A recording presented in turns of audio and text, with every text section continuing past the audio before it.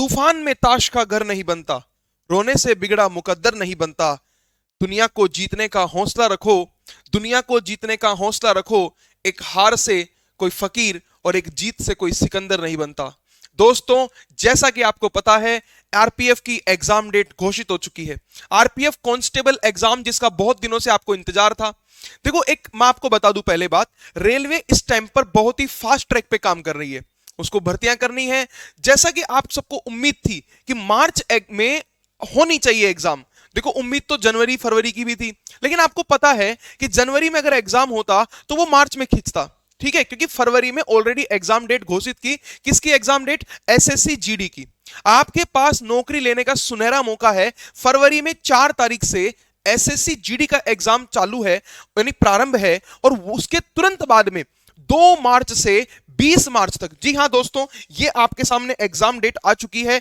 2 मार्च से RPF constable exam CBT base, ठीक है, कंप्यूटर बेस ये एग्जाम होगा। और ये आरपीएफ कांस्टेबल जो है, ये 2 मार्च और से 20 मार्च के बीच में एग्जाम डेट होगी लगातार। अब ये डेट्स तो देखो आने वाले टाइम पर आएंगी कि 2 3 4 5 संडे को छुट्टी होती है नहीं होती है, तो उस हिसाब से डेट है। पर आपकी एग्जाम डेट जो है वो 2 मार्च से 20 मार्च के बीच में होने जा रही है, यानी मात्र 1 महीना आपकी एग्जाम में बचा हुआ है। अब इस 1 महीने में आपकी किस तरह की रणनीति होनी चाहिए कि आप इस एग्जाम को क्रैक कर सको। देखो दोस्तों, एक इस बात को समझो पहले कि 2 मार्च से 20 मार्च तक है, तो आपके पास जो टाइम है 1 महीने का, वो टाइम बिल्कुल ही कम है। एक तो फरवरी सबसे छोटा महीना बचा है, ठीक है, ऊपर से 2 तारीख को ये एग्जाम शुरू हो रही है, मार्च के बिल्कुल स्टार्टिंग में।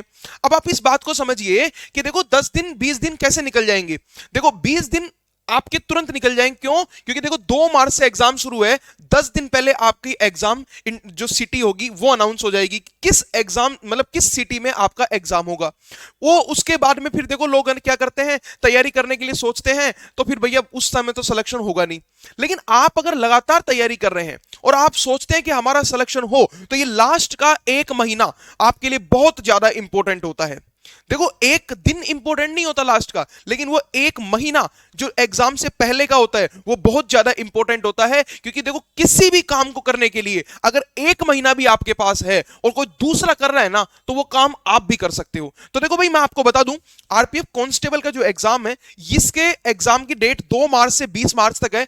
10 दिन पहले यानी 20 फरवरी के आसपास, 20 फरवरी के आसपास आपको सिटी जो अनाउंस होगी, वो सिटी डेट ऑफ एग्जामिनेशन और सिटी ये अनाउंस हो जाएगी। और इसके देखो, आप जानते हो 2 मार्च को एग्जाम है, तो इसके 4 दिन पहले, यानी लगभग आप मान सकते हो 27-28 के आसपास आपको पता चल जाएगा आपका एडमिट कार्ड कि किस जगह कि आपका एग्जाम होगा। एडमिट कार्ड के बारे में आपको सूचना मिल जाएगी। अब बात करते हैं दोस्तों, देखो आरपीएफ कांस्टेबल की, तो अगर मैं बात करता हूं आरपीएफ कांस्टेबल की, तो ध्यान से देखना, आरपीएफ कांस्टेबल में जो एग्जाम पैटर्न है वो आप सबको पता है। देखो, इसमें मैथ्स आएगी, ठीक है, और कितने नंबर के आएगी? 35 क्वेश्चन आएंगे 35 नंबर के। इसके बारे में डिटेल से मैंने पहले बात कर ली। रीजनिंग इसमें आने वाली है कितनी? 35 क्वेश्चन 35 मार्क्स के। और सबसे बड़ी बात, इसमें जीके आएंगी, कितने क्वेश्चन आपके जीके में आएंगे? लगभग दोस्तों 50 क्वेश्चन। और कितने क्वेश्चन? 50 क्वेश्चन, और कितने नंबर के? 50 नंबर के। कुल मिलाकर ये 120 क्वेश्चन 120 नंबर के पेपर होगा। 120 क्वेश्चन 120 नंबर का होगा।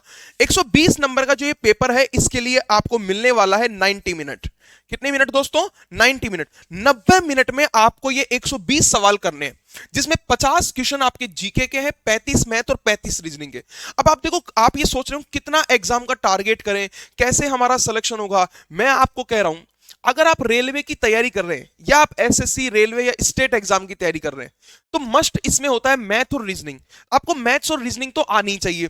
साथ में इसमें इंपॉर्टेंट क्राइटेरिया जो है वो किसका है? आप बोलेंगे सर इसमें इंपॉर्टेंट क्राइटेरिया है आपका जीके का। 50 क्वेश्चन 50 मार्क्स के।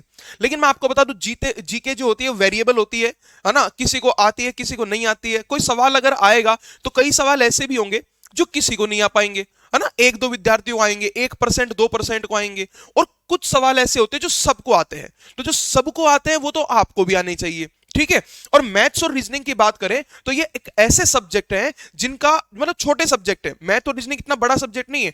आपने अगर एक बार पढ़ा है तो आप 1 महीने में आसानी से इसका रिवीजन कर सकते हो। जीके बहुत ही बड़ा है, अब हिस्ट्री का रिवीजन करने लगोगे ना आप तो कम से कम 3 4 5 दिन तो उस हिस्ट्री में चले जाएंगे। पर मैं कह रहा हूं मैथ्स और रीजनिंग जिसके दम पे आप सिलेक्शन ले सकते हो, तो मैथ्स और रीजनिंग का सबसे पहले रिवीजन करो, और जितनी ज्यादा प्रैक्टिस इनकी होगी ना उतने ज्यादा आपके नंबर आएंगे। तो लगभग देखो आप टारगेट कर सकते हो, जैसे कट ऑफ का प्रेडिक्शन है लगभग 100 क्वेश्चन आप करने का टारगेट लीजिए, यानी लगभग 100 नंबर के आसपास आपके मार्क्स बन रहे हो तो आप ये मान सकते हो कि आपका सिलेक्शन होगा। अरे गुरुजी 100 नंबर तो बहुत ज्यादा है। अरे नहीं भैया, 100 नंबर ज्यादा इसलिए नहीं है, पेपर का लेवल जो है वो 10th क्लास का है। ठीक है, आप इस चीज को समझिए। आरपीएफ एसआई के पेपर में और कांस्टेबल के पेपर में एक ही तो फर्क है, कोई फर्क नहीं है, सिलेबस सेम है पर लेवल का फर्क है। वहां पर एग्जाम का लेवल अधिक होता है, हायर होता है, यहां पर एग्जाम का लेवल थोड़ा लोअर होता है। ठीक है, इसमें क्वेश्चंस आसान पूछे जाएंगे। जो सिलेक्शन लेने वाला विद्यार्थी होगा ना वो इस 35-35 मैथ रीजनिंग में वो 35-35 क्वेश्चन हल करेगा, पूरे में से पूरे नंबर लाने की कोशिश करेगा। लगभग 35-35-70 में से उसके नंबर 65 प्लस नंबर आएंगे जो सिलेक्शन लेगा। तो यही टारगेट लगभग आपको करना है। ठीक है, अब आ जाते हैं, देखो मैं आपको बात बताता हूं। देखो अगर आप इस एग्जाम में सिलेक्शन लेना चाहते हो तो सबसे पहले आपको क्या करना है, सबसे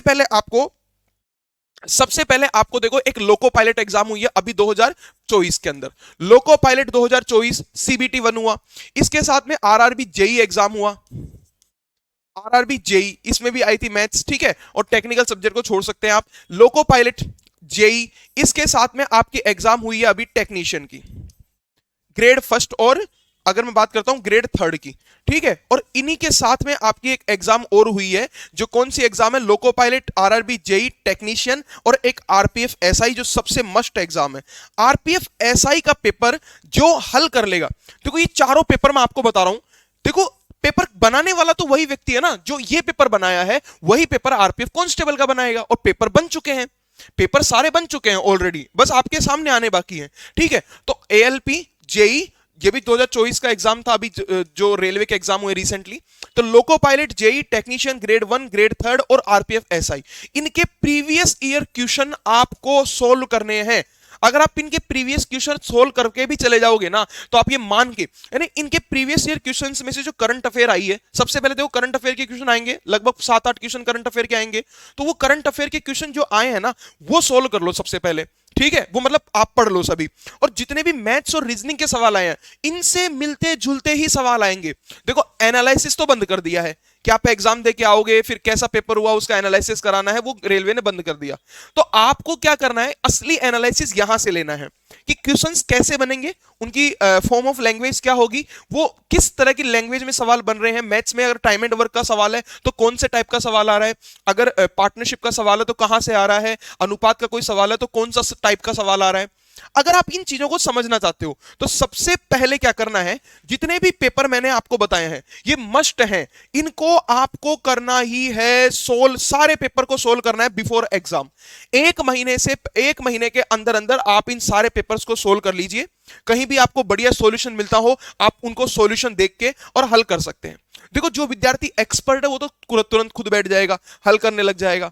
अब इसमें क्या होता है ना, एक पॉइंट होता है, आपको मान लो 35 क्वेश्चन मैथ्स के करने हैं आरपीएफ एसआई के, आप में से हर एक विद्यार्थी सोचेगा कि मैं आरपीएफ एसआई की मॉक टेस्ट दे रहा हूं, प्रीवियस ईयर क्वेश्चन सॉल्व कर रहा हूं, तो मैं क्या करूंगा 35 क्वेश्चन जो हैं इनको सोल्व कर रहा हूं, और इन 35 क्वेश्चंस में से मैं 30 क्वेश्चन कर लेता हूं। और विद्यार्थी क्या करते हैं, इन 35 में से 30 करते हैं और 5 क्वेश्चंस जो होते हैं उनमें उलझ जाते हैं, एकदम उलझ जाते हैं, 5 क्वेश्चंस को लगते करते रहते हैं। अरे भैया इन 5 क्वेश्चंस को आप लगे रहोगे, इनको सबसे लास्ट में देखो, अगर ये 5 क्वेश्चन नहीं हो रहे हैं तो बस इनको किसी से देख लो, किसी किताब से देख लो, किसी यूट्यूब चैनल से आप कोई वीडियो देख लो ताकि आपको समझ में आ जाए। लेकिन आप उलझो मत हो कि आप एक दिन पूरा एक ही मॉक टेस्ट लगा रहे हो और उस एक ही मॉक टेस्ट में 5 क्वेश्चन पे अटके पड़े हो। अरे आपको प्रैक्टिस ज्यादा करनी है सिलेक्शन के लिए। आप एग्जाम में भी ये बात ध्यान रखना, अगर सिलेक्शन चाहिए तो आपको किसी क्वेश्चन पे उलझना नहीं है, आपको क्वेश्चन देखना है। अगर आपको लगता है कि क्वेश्चन मेरे से सोल्व हो सकता है तो तुरंत उसे हल करना है। और अगर आपको थोड़ा सा भी मतलब 1% भी अगर डाउट हो कि ये सवाल मुझसे होगा या नहीं होगा, मैं हल करता हूं, चलो ट्राई कर लेते हैं। एग्जाम ट्राई करने के लिए नहीं होती है, एग्जाम सिलेक्शन के लिए होती है। अगर आप ट्राई करोगे ना तो ट्राई निकल जाएगा भैया, सिलेक्शन नहीं होने वाला। तो एग्जाम में जाके ट्राई मत करना, एक्सपेरिमेंट एग्जाम में नहीं घर पे होते हैं। तो यहां पर आप घर पे बैठ के सारे मॉक टेस्ट की तरह लगाओ, सारे पेपर्स हैं इनको सोल्व करो और फिर देखो आपका सिलेक्शन होता है कि नहीं होता। तो मित्रों बस यही बात है, आरपीएफ कांस्टेबल का एग्जाम डेट घोषित हो चुकी है, ठीक है, और लगातार तैयारी आप कर रहे होंगे, तो बस तैयारी करते रहिए और ये पेपर्स जरूर सोल्व कीजिए। आरपीएफ की एग्जाम डेट घोषित हुई है, आपका सिलेक्शन भी बिल्कुल फिक्स हो जाना चाहिए। मिलते हैं दोस्तों अगले वीडियो में, धन्यवाद।